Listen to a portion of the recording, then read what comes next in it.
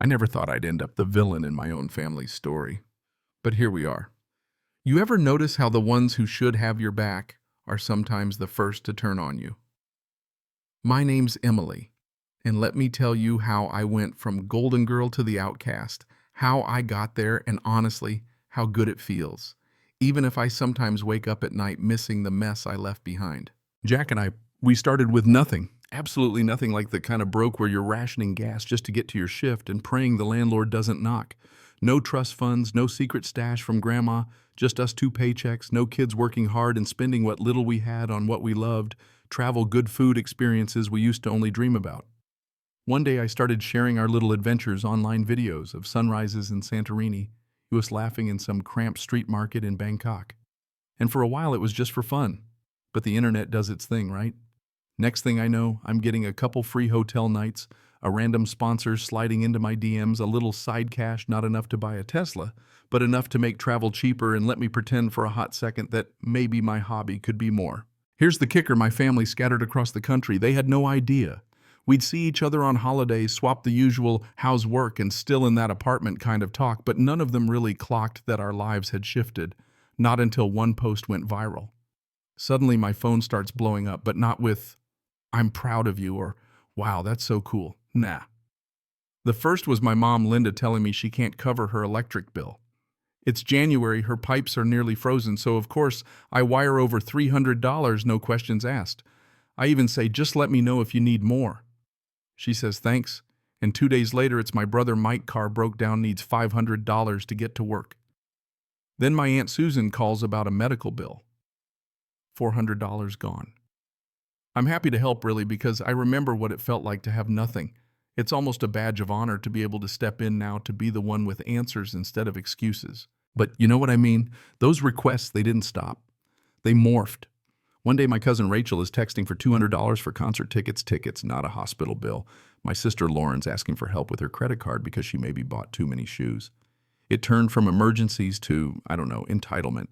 And Jack starts noticing. "They're using you," he says, dead serious, after Mike calls again, this time for money for some gaming console. I say, "Jack, they're family, I can't just..."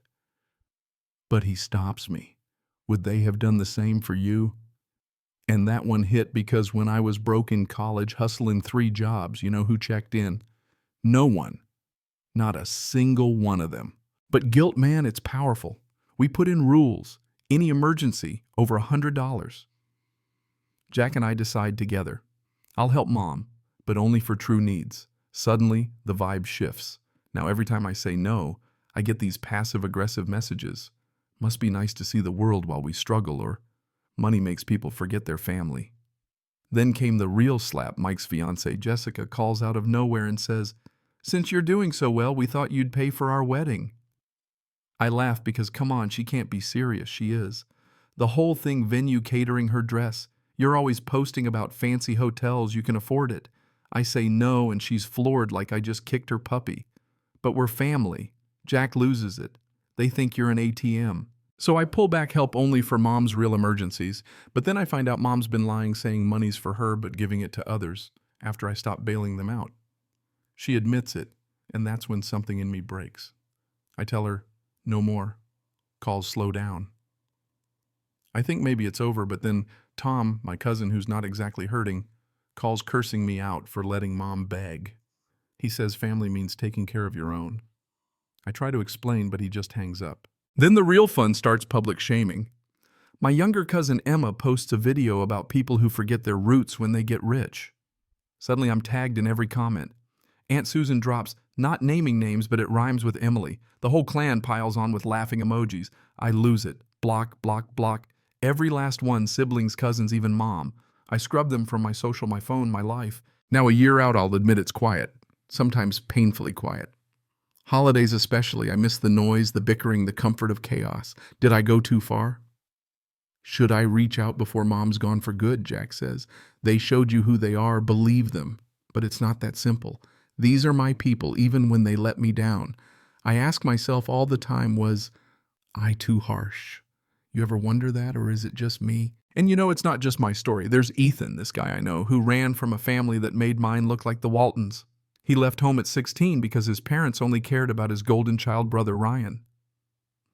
Ethan couch surfed, crashed in shelters, worked every crappy job you can name, until he lucked out with this older farmer, Mr. Thompson, who offered him real work and a cabin to call his own. 5 years go by, Mr. Thompson passes away, leaves the entire farm to Ethan just like that. Suddenly, Ethan's a landowner. Word gets back to his old family, and they show up acting like he owes them everything. Ryan should run the farm, he's smarter, you can work for him. Ethan just stands there, letting them talk trash about the land he poured his soul into. But it gets uglier, harassment rumors in town, even a break-in attempt. Turns out his old man and Ryan were up to their necks in tax fraud, trying to use the farm to launder money. Karma comes quick. They get caught, sent to prison, screaming how Ethan ruined them. Now he's got peace, a fiancé, a life he built himself, and he says family isn't blood, it's who you choose. Then there's Olivia.